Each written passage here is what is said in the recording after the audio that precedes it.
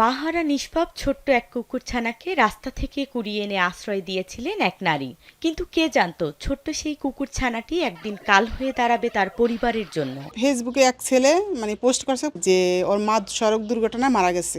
তখন ওই ছোট্ট একটা বাচ্চা ফিটার খাওয়াইছি। ফিটার খাওয়ার অবস্থায় আমি 2-3 দিন পালছি। পালার পরে আমার এরকম একটা পর্যায়ে হয়ে গেছে, আমার ওই কুকুরটা আমাদের ছাড়া কোনো কোথাও যায় না, আমাদের বাসায় থাকে। ছোট্ট কুকুরছানাটি না বুঝেই ঢুকে পড়ে প্রতিবেশীর বাড়িতে। আর তুচ্ছ এই ঘটনাকে কেন্দ্র করে শুরু হয় তুলকালাম। হামলা মামলা, ভাঙচুর, এমনকি লুটপাটের শিকার হয়েছে পরিবারটি।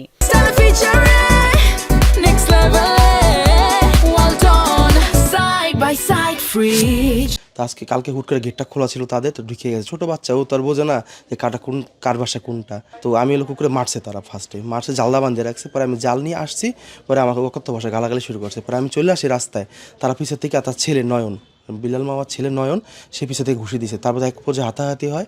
তারপর তারা মহিলা মানুষ নিয়ে সবাই মিলে আমার সাথে একদম মারধর করে।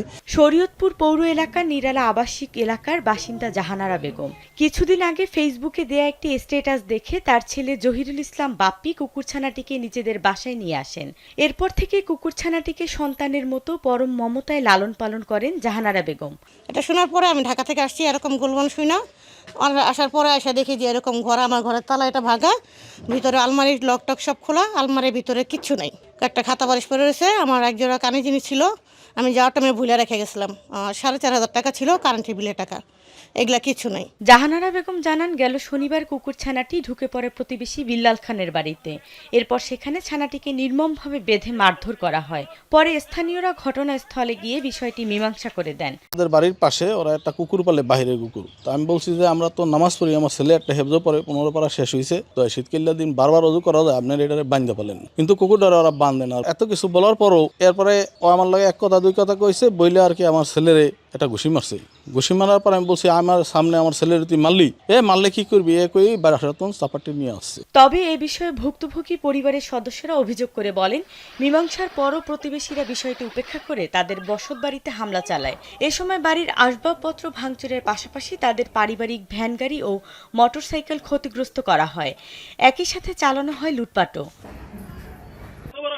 তবে হামলার অভিযোগ অস্বীকার করে অভিযুক্ত বিল্লাল খান জানান, তার পরিবারই উল্টো হামলার শিকার হয়েছেন। কিন্তু সিসিটিভির ফুটেজে স্পষ্টই দেখা যাচ্ছে কুকুরছানাটিকে রক্ষা করতে গিয়ে উভয় পক্ষের মধ্যে মারামারি ও বাকবিতণ্ডা শুরু হয়। তো একটা কুকুরের বাচ্চা নিয়ে নাকি একজনের বাড়িতে একজনে গেছে, আমার লোক যেটা গিয়েছিল জানাইছিল আর কি। পরে তাদের মধ্যে এক পর্যায়ে তর্কাতর্কি, হাতাহাতি, মারামারি বা ইট পাটকেল মারছে। যাতে ইনজুট আর হয়েছে কিনা ওইটা তেমন কিছু বলেনি। ওইটা তারা অভিযোগ দিলে আমরা ব্যবস্থা নেবনি। পালং মডেল থানার ভারপ্রাপ্ত কর্মকর্তা মোহাম্মদ শাহ আলম জানান, লিখিত অভিযোগ পেলে সুষ্ঠু তদন্তের মাধ্যমে আইনগত ব্যবস্থা নেওয়া হবে। ঘটনার সুষ্ঠু তদন্ত করে যথাযথ বিচারের দাবি জানিয়েছেন ভুক্তভোগী পরিবার। রূপা আক্তার, কালবেলা।